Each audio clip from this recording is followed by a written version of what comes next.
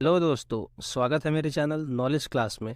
आज की इस वीडियो में आप जानेंगे संज्ञा की परिभाषा और उसके भेद। दोस्तों, वीडियो थोड़ी सी लंबी होगी, लेकिन इसमें आपको संज्ञा के बारे में सारी जानकारी आज आपको इस वीडियो में मैं आपको बताऊंगा, ताकि आपको संज्ञा से रिलेटेड आने वाले समय में कोई भी दिक्कत, कोई भी परेशानी ना हो। इस वीडियो में मैं आपको बताऊंगा कि संज्ञा किसे कहते हैं और संज्ञा के कितने भेद होते हैं, और उसकी परिभाषा को हम जानेंगे, और साथ ही साथ उसके उदाहरण भी मैं आपको बताऊंगा। और फिर मैं संज्ञा के भेदों को विस्तार से उदाहरण सहित आपको बताऊंगा, और अंत में मैं आपको प्रश्न अभ्यास भी कराऊंगा। तो वीडियो में बने रहें दोस्तों। हिंदी में नाउन हिंदी भाषा का एक अनिवार्य पहलू और व्याकरण का एक महत्वपूर्ण हिस्सा है। नाउन शब्द का प्रयोग हिंदी में संज्ञा के लिए किया जाता है। यह एक ऐसा शब्द है जो किसी व्यक्ति, स्थान, वस्तु या विचार का प्रतिनिधित्व करता है। यह वीडियो संज्ञा हिंदी में की व्यापक परिभाषा प्रदान करेगा और उदाहरण के साथ विभिन्न प्रकार की संख्याओं को व्याख्या करेगा। इस वीडियो के अंत तक आप स्पष्ट रूप से समझ गए जाएंगे कि संज्ञा क्या है और हिंदी भाषा में कैसे काम आती है। चाहे आप हिंदी सीखने वाली शुरुआती हो या उन्नत वक्ता, यह वीडियो आपकी दुनिया में बहुमूल्य अंतर्दृष्टि प्रदान करेगा। दोस्तों, सबसे पहले मैं आपको संज्ञा की परिभाषा और उदाहरण के बारे में मैं आपको बताऊंगा। संज्ञा किसे कहते हैं और संज्ञा के कितने भेद हैं, इन प्रश्नों के बारे में इस वीडियो में बहुत ही सरल भाषा में विस्तार पूर्वक बताया गया है। सबसे पहले संज्ञा की परिभाषा को जानेंगे। तो किसी भी व्यक्ति, वस्तु, जाति, भाव या स्थान के नाम को संज्ञा कहते हैं। किसे कहते हैं? किसी भी व्यक्ति, वस्तु, जाति, भाव या जगह के नाम को संज्ञा कहते हैं। जैसे मनुष्य जो है वो जाति में आते हैं, और जैसे अमेरिका, भारत, वो स्थान में आते हैं। बचपन, मिठास, ये भाव में आते हैं। किताब, टेबल, ये वस्तु में आते हैं, यानी कि सामान में आते हैं। आगे की उदाहरणों से हम संज्ञा को अच्छे से समझ सकते हैं। उदाहरण 1, सुरेश भाषण प्रतियोगिता में प्रथम आया है, इसलिए वह दौड़ता हुआ स्कूल से घर पहुंचा। इस बात को अपने माता पिता को बताते हुए वह बहुत खुश लग रहा था। यह बात सुनकर सुरेश के माता पिता बहुत आनंदित हुए और उन्होंने उसे गले लगा लिया। इन पंक्तियों में सुरेश और माता पिता वो व्यक्ति हैं, स्कूल और घर स्थान है, खुश और आनंदित भाव है, आदि संख्या प्रयुक्त हुई है। उदाहरण 2, भारत एक लोकतांत्रिक देश है। नरेंद्र मोदी भारत के प्रधानमंत्री हैं। हॉकी भारत का राष्ट्रीय खेल है। गंगा भारत की एक पवित्र नदी है। कुरान मुसलमानों का पवित्र ग्रंथ है। त्योहारों से हर घर में खुशी आती है। आज दीपक बहुत खुश है। दीपक हर सुबह एक गिलास दूध और 4 अंडे खाता है। इन वाक्यों में जो हाईलाइट शब्द है वो किसी न किसी तरह के संज्ञा हैं। जैसे भारत जो है वो देश का नाम है, यानी जगह का नाम है। नरेंद्र मोदी यानी व्यक्ति का नाम है। हॉकी यानी खेल का नाम है। गंगा यानी नदी का नाम है। कुरान यानी ग्रंथ का नाम है। मुसलमानों विशेष समुदाय का नाम है। ग्रंथ किसी किताब की विशेष श्रेणी का नाम है। खुशी एक प्रकार का भाव है। गिलास वस्तु का नाम है। दूध और अंडे खाद्य पदार्थ के नाम है, यानी खाने पीने के नाम है। अब मैं आपको types of nouns in Hindi with example मैं आपको बताऊंगा, यानी संज्ञा के भेद और उसके उदाहरण। संज्ञा के मुख्यतः 3 भेद होते हैं: जातिवाचक संज्ञा, व्यक्तिवाचक संज्ञा और भाववाचक संज्ञा। परंतु अंग्रेजी व्याकरण के प्रभाव के कारण कुछ विद्वान संज्ञा के 2 भेद और मानते हैं, जैसे समुदायवाचक या समूहवाचक संज्ञा और द्रव्यवाचक संज्ञा। अतः वर्तमान में संज्ञा के 5 भेद कहे जाते हैं, जो है व्यक्तिवाचक संज्ञा, जातिवाचक संज्ञा, भाववाचक संज्ञा, समुदाय या समूहवाचक संज्ञा और आखिरी है द्रव्यवाचक संज्ञा। अब हम संज्ञा के भेदों को विस्तार से उदाहरण के साथ जानेंगे। Types of noun in Hindi with example. व्यक्तिवाचक संज्ञा, जिस शब्द से किसी विशेष व्यक्ति, विशेष स्थान और विशेष वस्तु का नाम का बोध होता है, वह शब्द व्यक्तिवाचक संज्ञा कहलाता है। साधारण शब्दों में कोई भी ऐसा व्यक्ति, स्थान या वस्तु जो विशेष महत्व रखता है, वह व्यक्तिवाचक संज्ञा शब्द के अंतर्गत आता है। जैसे व्यक्ति में भगत सिंह, महात्मा गांधी, सचिन तेंदुलकर, मदर टेरेसा इत्यादि। स्थान में दिल्ली, गोवा, मुंबई, जयपुर, शिमला इत्यादि। इमारत के नाम में ताजमहल, लाल किला, हवा महल इत्यादि। व्यक्तिवाचक संज्ञा के उदाहरण: राम स्कूल जाता है, ताजमहल 7 अजूबों में से एक है, जवाहरलाल नेहरू भारत के प्रथम प्रधानमंत्री थे, शिमला एक पर्यटन स्थल है। इन पंक्तियों में राम, ताजमहल, शिमला और जवाहरलाल नेहरू व्यक्तिवाचक संज्ञा शब्द है, क्योंकि ये शब्द विशेष व्यक्ति, स्थान या वस्तु के बोधक है। दूसरा, जातिवाचक संज्ञा, जिस किसी एक शब्द से किसी संपूर्ण जाति का बोध हो, वह शब्द जातिवाचक संज्ञा शब्द कहलाता है। साधारण शब्दों में ऐसा कोई एक शब्द जो किसी पूरी जाति को, उसकी संपूर्ण श्रेणी और पूरे वर्ग को संबोधित करता है, वह जातिवाचक संज्ञा कहलाता है। जैसे कार, मोबाइल, टीवी, पुस्तक इत्यादि। स्थान में पहाड़, तालाब, गांव, शहर इत्यादि। प्राणी में पुरुष, स्त्री, गाय, शेर इत्यादि। जातिवाचक संज्ञा शब्द के उदाहरण: गाय एक बहुत ही उपयोगी पशु है, आज की स्त्री पुरुष के साथ कंधे से कंधा मिलाकर चल रही है। पहाड़ हमें हर स्थिति में अपनी जगह पर स्थिर व अटल रहने की प्रेरणा देता है।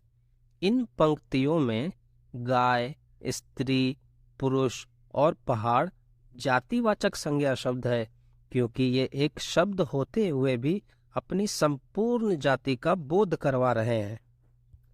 तीसरे नंबर पर आता है भाववाचक संज्ञा, जो शब्द किसी व्यक्ति, वस्तु या स्थान के गुण या उसके कर्म या उसके दशा, अवस्था, भाव आदि का बोध कराए, वह शब्द भाववाचक संज्ञा शब्द कहलाते हैं।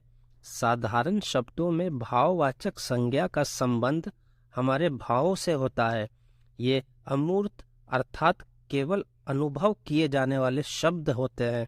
इनमें हमारी भावनाएं प्रमुख होती हैं। जैसे भाव में खुशी, क्रोध, दुख इत्यादि। दशा में भूख, प्यास, गरीबी इत्यादि। अवस्था में बुढ़ापा, जवानी, बचपन इत्यादि। गुण में मिठास, सुंदरता, कोमलता, कठोरता इत्यादि। भाववाचक संज्ञा के उदाहरण: राम एक वियोग में सीता अत्यंत दुखी थी। ताजमहल की सुंदरता का वर्णन करना बहुत ही कठिन है। आम के पक जाने पर वह मिठास से भर जाता है। इन पंक्तियों में दुखी, सुंदरता और मिठास शब्द भाववाचक संज्ञा शब्द के उदाहरण हैं, क्योंकि ये शब्द भावनाओं और गुण के बोधक शब्द हैं। भाववाचक संज्ञाओं की रचना। शब्द और उसके भाववाचक संज्ञा। सुंदर का सुंदरता, सफल का सफलता, समीप का समीपता, स्व का स्वत्व, समर्थ का सामर्थ्य, स्वामी का स्वामित्व, सखा का सख्य, सुजन का सौजन्य, स्वीकृत का स्वीकृति, सम का समता या साम्य, शांत का शांति, शिशु का शैव, भारता का भातृत्व, भोखा का भूख, भला का भलाई, भक्त का भक्ति। चौथे नंबर पर आता है समुदायवाचक या समूहवाचक संज्ञा। जो शब्द किसी एक जाति के संपूर्ण समूह या समुदाय का बोध कराता है, वह शब्द समुदायवाचक या समूहवाचक संज्ञा शब्द कहलाता है। साधारण शब्दों में किसी एक पूरे वर्ग को दर्शाने वाला शब्द समुदायवाचक या समूहवाचक संज्ञा शब्द कहा जाता है। जैसे सेना, सभा, कक्षा, झुंड, लकड़ी का गट्ठा, गेहूं का ढेर इत्यादि। समुदायवाचक या समूहवाचक संज्ञा के उदाहरण। हमारी सेना सीमा पर शत्रुओं का हरदम डटकर सामना करती है। कक्षा 10वीं के छात्र बहुत मेहनती हैं। गांव में पीपल के पेड़ के नीचे सभा का आयोजन किया जाता है। इन पंक्तियों में सेना, कक्षा और सभा समुदायवाचक या समूहवाचक संज्ञा के उदाहरण हैं, क्योंकि ये शब्द अपने संपूर्ण वर्ग का बोध करवा रहे हैं। 5वें नंबर पर है द्रव्यवाचक संज्ञा। जो शब्द किसी पदार्थ, धातु या द्रव्य को दर्शाता है या उनका बोध कराता है, वह शब्द द्रव्यवाचक संज्ञा शब्द कहलाता है। जैसे तेल, पानी, दूध, घी, लोहा, सेना, तांबा इत्यादि। द्रव्यवाचक संज्ञा के उदाहरण। गाय का दूध अत्यंत पौष्टिक होता है। लोहे से बने औजार बहुत मजबूत होते हैं। पानी ही जीवन है, यानी जल ही जीवन है। इन पंक्तियों में दूध, लोहा और पानी द्रव्यवाचक संज्ञा के उदाहरण हैं। दोस्तों, वीडियो के आखिर में मैं आपको प्रश्न अभ्यास कराने जा रहा हूँ। दोस्तों, अभी तक अगर आपने वीडियो को लाइक नहीं किया है या लाइक करना भूल गए हैं, तो दोस्तों वीडियो को लाइक कर दें और मेरे चैनल को सब्सक्राइब ज़रूर करें, ताकि ऐसी ही आपके पास वीडियो हर वक्त में आपके पास मिलती रहे। प्रश्न 1, संज्ञा किसे कहते हैं? उत्तर है, जिस शब्द के द्वारा किसी व्यक्ति, वस्तु या स्थान अथवा भाव के नाम का बोध हो, उसे संज्ञा कहते हैं। इस संसार में प्रत्येक व्यक्ति, स्थान, वस्तु, भाव का कुछ न कुछ नाम अवश्य होता है। यह नाम ही संज्ञा कहलाता है। संज्ञा नाम का समानार्थी शब्द है। प्रश्न 2, संज्ञा के कितने भेद हैं? विस्तार पूर्वक बताइए। तो संज्ञा के 5 भेद होते हैं: व्यक्तिवाचक, जातिवाचक, भाववाचक, द्रव्यवाचक और समूहवाचक। व्यक्तिवाचक संज्ञा जिन शब्दों से किसी विशेष व्यक्ति, स्थान या वस्तु के नाम का पता चले, वे व्यक्तिवाचक संज्ञा कहलाते हैं। जैसे जवाहरलाल नेहरू, अमिताभ बच्चन, नरेंद्र मोदी, बाइबल, कुरान, रामायण, महाभारत, रूस, अमेरिका, दिल्ली, पंजाब आदि शब्द विशेष व्यक्ति, वस्तु और स्थान की ओर संकेत कर रहे हैं, इसलिए ये व्यक्तिवाचक संज्ञा कहलाते हैं। जातिवाचक संज्ञा, जो शब्द किसी प्राणी, वस्तु या स्थान की पूरी जाति का बोध कराते हैं उन्हें जातिवाचक संज्ञा कहते हैं, जैसे चिड़िया, पुस्तक, पहाड़, अध्यापक, फूल आदि। भाववाचक संज्ञा, वे संज्ञा शब्द जिनसे प्राणी या वस्तु के गुण का, दोष, अवस्था, दशा आदि का ज्ञान होता है वे भाववाचक संज्ञा कहलाते हैं, जैसे मिठास, बुढ़ापा, थकान, गरीबी, हंसी, साहस, वीरता आदि। शब्द भाव, गुण, अवस्था तथा क्रिया के व्यापार को बोध करा रहा है, इसलिए ये भाववाचक संज्ञाएं हैं। द्रव्यवाचक संज्ञा, जो संज्ञा शब्द किसी धातु, द्रव्य, पदार्थ आदि का बोध कराते हैं वे द्रव्यवाचक संज्ञा कहलाते हैं, जैसे सोना, लोहा, घी, तेल, दूध, चांदी, आटा, चीनी, चावल आदि। समूहवाचक संज्ञा, जिन संज्ञा शब्दों से एक ही जाति के व्यक्तियों या वस्तुओं का बोध के समूह का बोध होता है उन्हें समूहवाचक संज्ञा कहते हैं, जैसे सेना, परिवार, दल, संघ, समूह, गुच्छा आदि शब्द एक ही जाति अथवा वस्तु के समूह का बोध कराते हैं। प्रश्न 3, महेंद्र सिंह धोनी एक बेहतरीन बल्लेबाज हैं, इस वाक्य में व्यक्तिवाचक संज्ञा शब्द कौन सा है और क्यों? उत्तर है महेंद्र सिंह धोनी एक बेहतरीन बल्लेबाज है। इस वाक्य में महेंद्र सिंह धोनी व्यक्तिवाचक संज्ञा शब्द है, क्योंकि इस वाक्य में महेंद्र सिंह धोनी विशेष व्यक्ति के नाम का बोध करा रहे हैं। प्रश्न 4, द्रव्यवाचक संज्ञा को परिभाषित कीजिए। उत्तर है जो संज्ञा शब्द किसी धातु, द्रव्य, पदार्थों आदि का बोध कराता है वे द्रव्यवाचक संज्ञा कहलाते हैं, जैसे सोना, लोहा, घी, तेल, दूध, चांदी, आटा, चीनी, चावल आदि। प्रश्न 5, समूहवाचक संज्ञा किसे कहते हैं?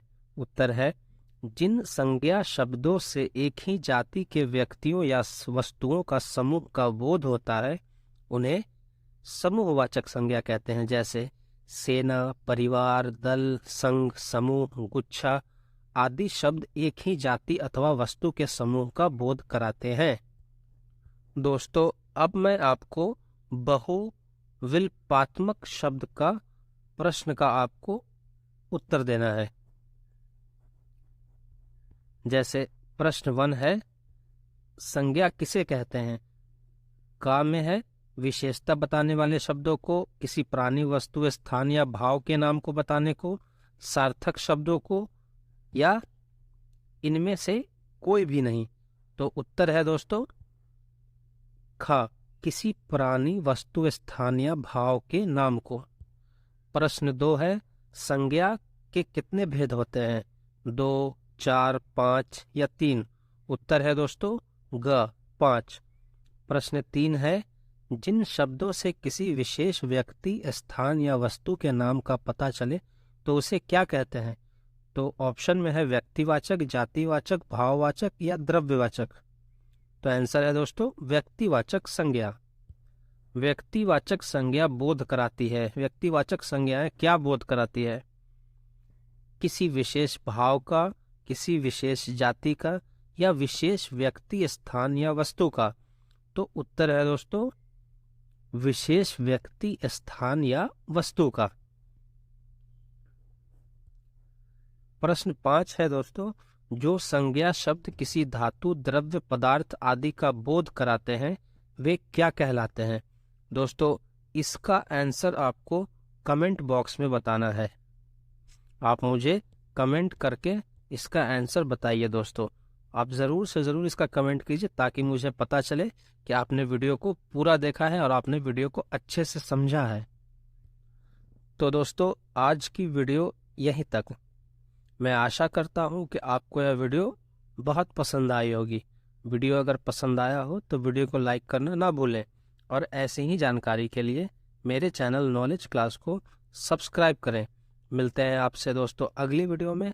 तब तक के लिए धन्यवाद। जय हिंद, जय भारत।